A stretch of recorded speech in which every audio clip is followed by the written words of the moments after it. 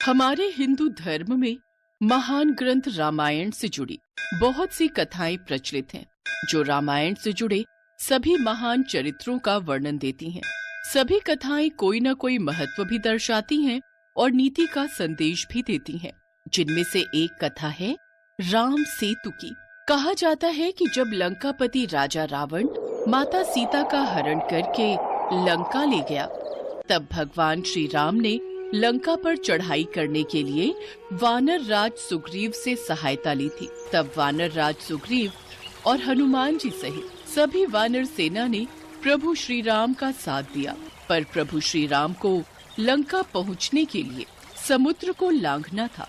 इसलिए प्रभु श्री राम ने समुद्र से रास्ता देने के लिए प्रार्थना की ताकि वो लंका पहुंच सके।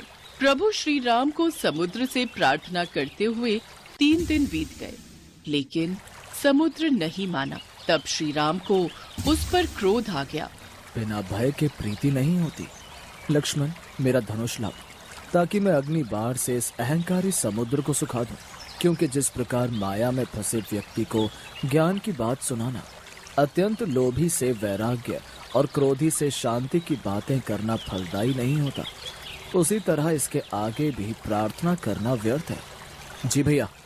श्री राम ने धनुष पर प्रत्यंचा चढ़ाई तो समुद्र भय से कांप गया। पूरी सृष्टि कांपने लगी, स्वर्ग में भी उथल पुथल हो गई। जैसे ही प्रभु श्री राम अग्नि बाण छोड़ने लगते हैं, अचानक घबराकर समुद्र श्री राम के समक्ष प्रकट होता है और क्षमा प्रार्थना करता है। त्राहिमाम, रुकिए प्रभु, रुकिए, मुझे क्षमा कीजिए, मुझे क्षमा कीजिए। प्रभु, 5 तत्वों का जड़ स्वभाव आपने ही बनाया है। जल यदि अपनी मर्यादा छोड़ देगा तो उसका महत्व भी समाप्त हो जाएगा। सबको मर्यादा भी आपने ही दी है। आप तो मर्यादा पुरुषोत्तम राम है। मैं तो आपके बताए हुए रास्ते पर ही चल रहा था। अब यह आपके हाथ में है कि आप मुझ पर कृपा करें या फिर मुझे दंड दें। हे रघुवर, आप जैसा कहेंगे मैं वैसा ही करूंगा। आपको बाढ़ चलाने की भी कोई आवश्यकता नहीं है। मैं तो आपकी इच्छा मात्र से ही सूख जाऊंगा और आपको रास्ता दे दूंगा। मैं वो भी करने को तैयार हूं, पर उसमें मेरी मर्यादा भंग होगी। 5 तत्वों आकाश, वायु, अग्नि, जल, पृथ्वी में से यदि किसी एक ने भी अपने स्वभाव को बदला तो उसका महत्व समाप्त हो जाएगा, उसकी मर्यादा भंग हो जाएगी, तो सृष्टि के संतुलन में विकार उत्पन्न हो जाएगा, जिससे इस धरती पर विस्फोट हो जाएगा। प्रभु, यदि आप प्रलय से पहले ही प्रलय लाना चाहते हैं तो आपको अधिकार है, अन्यथा इस ब्रह्मास्त्र से मेरी रक्षा कीजिए। प्रभु श्री राम तो स्वयं ही मर्यादा पुरुषोत्तम है।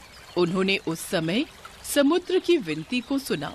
जब श्री राम ने समुद्र को तात कहकर पुकारा तो लक्ष्मण सहित सभी वानर सेना मुस्कुराने लगी, क्योंकि वे भी जानते थे कि प्रभु श्री राम का हृदय कितना कोमल और दयालु है। क्योंकि उन्हें कभी क्रोध आ भी जाए तो भी वो शांत हो जाते हैं।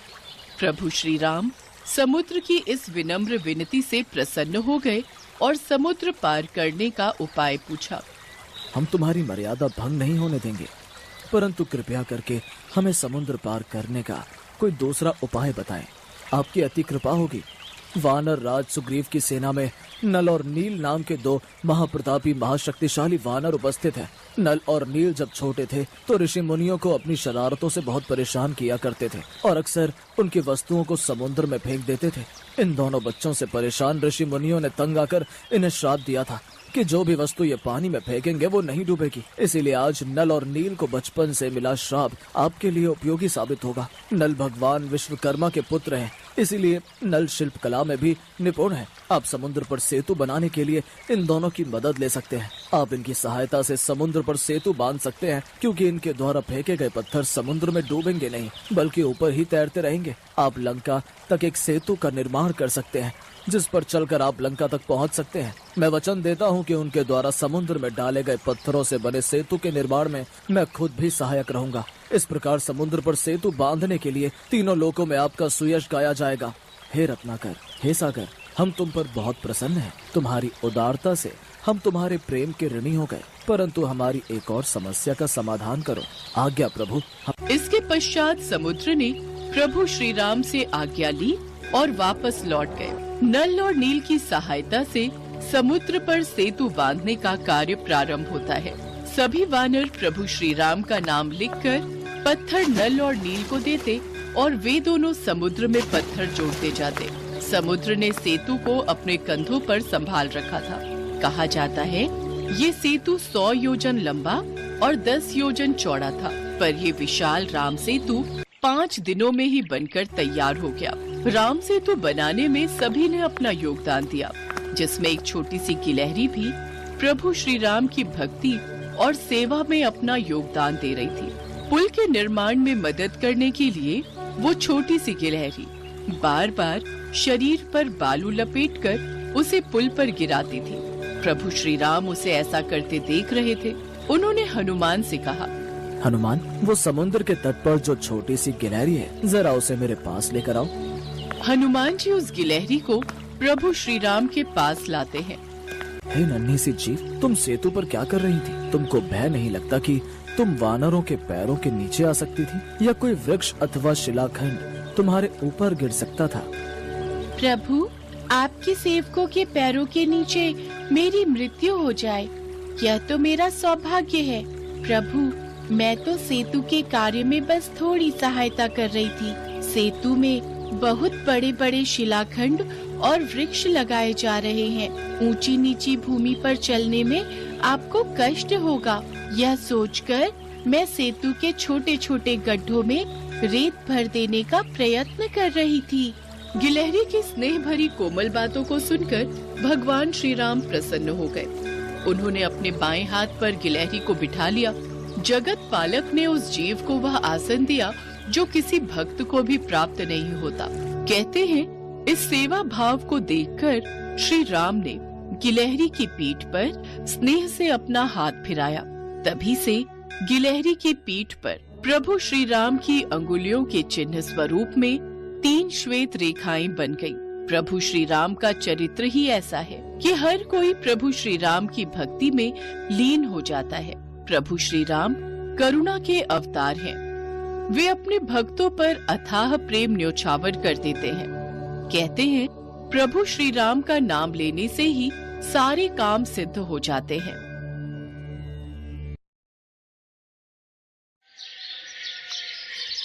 पौराणिक युग में कई ऐसे भक्त थे जिनके लिए स्वयं भगवान धरती पर उतरते थे और उन्हें अपना आशीष देकर स्वयं को गौरवान्वित मानते थे। ऐसी ही एक भक्त थी शबरी।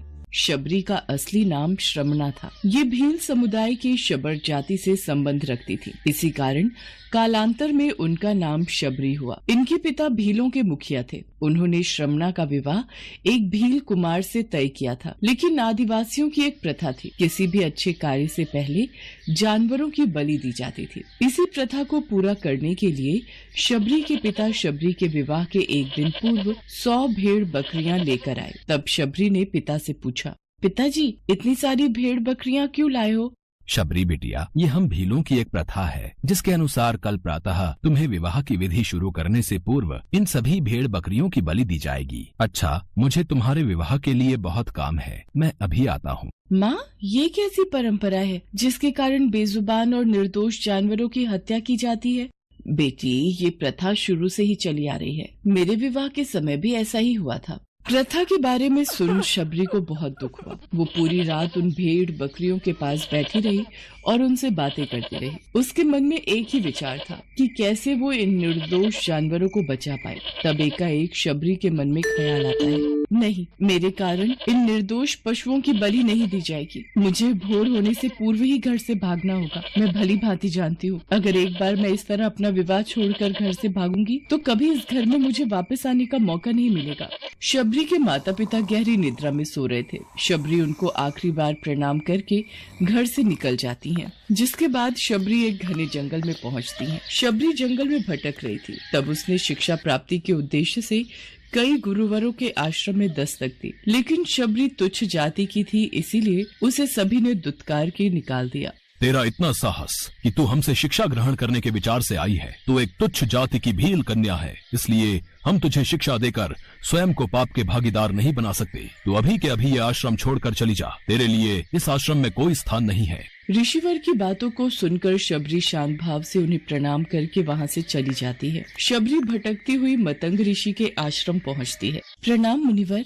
जीती रहो पुत्री, कौन हो तुम? मुनिवर, मेरा नाम शबरी है। शबरी ने अपना परिचय देते हुए मतंग ऋषि से शिक्षा प्राप्ति की इच्छा व्यक्त की। मतंग ऋषि ने शबरी को सहर्ष अपने गुरुकुल में स्थान दे दिया। अन्य सभी ऋषियों ने मतंग ऋषि का तिरस्कार किया, लेकिन मतंग ऋषि फिर भी अपने कथन से पीछे नहीं हुए। उस दिन से शबरी ने गुरुकुल के सभी आचरणों को आसानी से अपना लिया और दिन रात अपने गुरु की सेवा में लग गई। शबरी जतन से शिक्षा ग्रहण करने के साथ साथ आश्रम की सफाई, गौशाला की देखरेख, दूध दोहने के कार्य के साथ साथ सभी गुरुकुल के वासियों के लिए भोजन बनाने के कार्य में लग गई। कई वर्ष बीत गए। मतंग ऋषि शबरी की गुरु भक्ति से बहुत प्रसन्न हुए। मतंग ऋषि का शरीर दुर्बल हो चुका था, इसलिए उन्होंने एक दिन शबरी को अपने पास बुलाया और कहा, पुत्री, मेरा शरीर अब दुर्बल हो चुका है, इसलिए मैं अपनी देह यहीं छोड़ना चाहता हूँ। लेकिन उससे पहले मैं तुम्हें आशीर्वाद देना चाहता हूँ। बोलो पुत्री, तुम्हें क्या चाहिए? हे गुरुवर, आप ही मेरे पिता हैं। मैं आपके कारण ही जीवित हूँ। आप मुझे अपने साथ ही ले जाएं।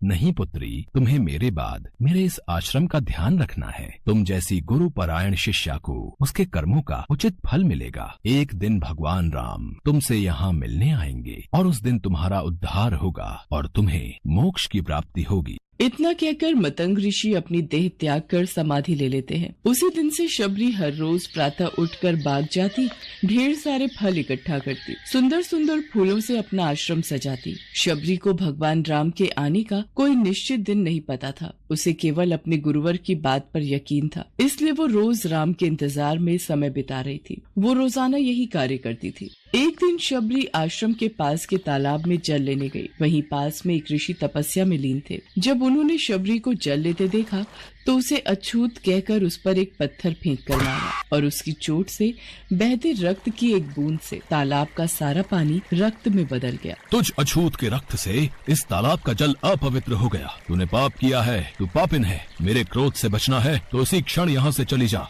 ऋषि के कटु वचन सुनकर शबरी रोती हुई अपने आश्रम में चली गई। उसके जाने के बाद ऋषि फिर से तप करने लगे। उसने बहुत से जतन किए, लेकिन वो तालाब में भरे रक्त को जल नहीं बना पाया। उसमें गंगा, यमुना, सभी पवित्र नदियों का जल डाला गया, लेकिन रक्त जल में नहीं बदला। कई वर्षों बाद जब भगवान राम सीता हरण के बाद उनकी खोज में वहाँ आए, तब वहाँ के लोगों ने भगवान राम को बुलाया और आग्रह किया कि वे अपने चरणों के स्पर्श से इस तालाब के रक्त को पुनः जल में बदल दे।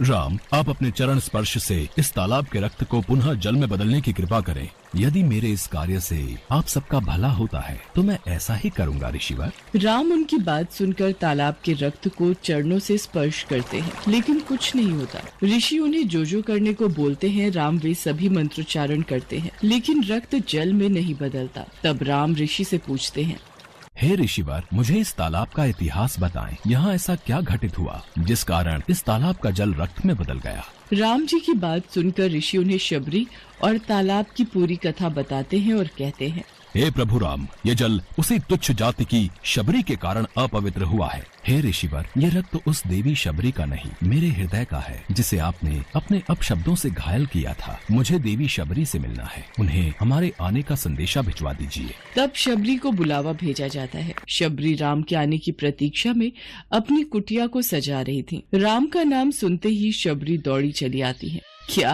मेरे राम आए हैं? शबरी के राम आ गए, मेरे प्रभु राम आ गए। मतंग ऋषि का कथन सत्य हुआ, मेरे राम आ गए। शबरी का उद्धार करने मेरे राम आ गए। जिनको देखने के लिए ये आंखें तरस रही थी, वो प्रभु श्री राम आ गए। शबरी मेरे प्रभु राम कहती हुई जब तालाब के पास पहुंचती है, तब शबरी के पैरों की धूल तालाब में चली जाती है और तालाब का सारा रक्त जल में बदल जाता है। तब भगवान राम कहते हैं, देखिए ऋषिवर, आपके कहने पर मैंने सब किया, लेकिन ये रक्त भक्त शबरी के पैरों की धूल से जल में बदल गया। राम की बातों को सुनकर ऋषिवर को अपने कथन पर बहुत ग्लानि होती है। शबरी जैसे ही भगवान राम को देखती हैं, उनके चरणों को पकड़ लेती हैं और अपने साथ आश्रम लाती हैं। उस दिन भी शबरी रोज की तरह सुबह से अपना आश्रम फूलों से सजाती हैं और बाग से चक कर सबसे मीठे बेर अपने प्रभु राम के लिए चुनती हैं। वो पूरे उत्साह के साथ अपने प्रभु राम का स्वागत करती हैं और बड़े प्रेम से उन्हें अपने जूठे बेर परोसती हैं। ये मीठे बेर आपके लिए बाग से लाई थी, आप ये ग्रहण कीजिए। मैं आपके लिए जल लाती हूँ। भगवान राम प्रेम से बेर खाने के लिए उठाते हैं, तब लक्ष्मण उन्हें रोक देते हैं। भैया, ये बेर जूठे हैं। इन्होंने ये सभी बेर चक्कर आपको दिए हैं। ये बेर जूठे नहीं लक्ष्मण, सबसे मीठे हैं, क्योंकि इनमें माँ शबरी का प्रेम है। इतना कहकर भगवान राम प्यार से बेर को खाने लगे। भगवान ने जाते हुए शबरी माई से कहा, माँ, आप मुझसे जो चाहे वो मांग सकती हैं। प्रभु, मतंग ऋषि के कहने पर मैं आज तक सिर्फ आपके दर्शन करने के लिए जी रही थी। अब आप मुझे मोक्ष प्रदान कीजिए। मैं अपना शरीर आपके चरणों में त्यागना चाहती हूँ। और उसी क्षण शबरी ने अपना शरीर त्याग दिया। भगवान राम ने अपने हाथ